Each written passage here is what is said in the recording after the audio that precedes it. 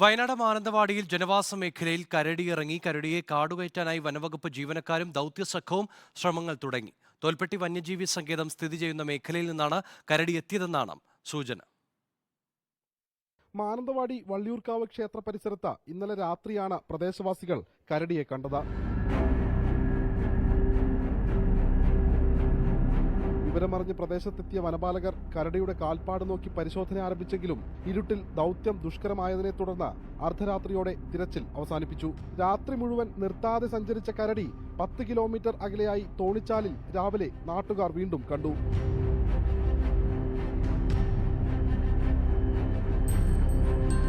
അപ്പോൾ നമ്മൾ വന്ന് നോക്കുമ്പോൾ ഇവരെന്താക്കി ചാടി എന്ന് പറഞ്ഞാൽ നമ്മൾ വെടിച്ച് വരുമ്പോൾ നമ്മൾ ഇങ്ങ് തോട്ടത്തിലേക്ക് കയറി പോയിക്കുന്നത്. അപ്പോൾ നമ്മൾ അടയാളം മാത്രമേ കാണുന്നുള്ളൂ. പ്രദേശത്തെ കാടുമൂടിയ തോട്ടങ്ങളിലെ പൊന്തക്കാടുകൾ വെട്ടിമാറ്റാൻ തോട്ടമുടമകൾക്ക് പഞ്ചായത്ത് നിർദ്ദേശം നൽകുമെന്ന് വാർഡ് മെമ്പർ പറഞ്ഞു.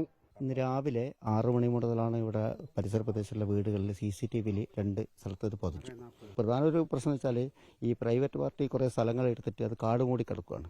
DFO രമ്യ രാഘവന്റെ നേതൃത്വത്തിലുള്ള മയക്കുവെടി വനപാലക സംഘവും RRT സംഘവും തോണിച്ചാൽ പ്രദേശത്ത് കരടിക്കായി തിരച്ചിൽ ആരംഭിച്ചു. വീഡിയോ ജേർണലിസ്റ്റ് അബു താഹിറിനോടൊപ്പം reporter Deepak Mohan in reporter, Wayanad.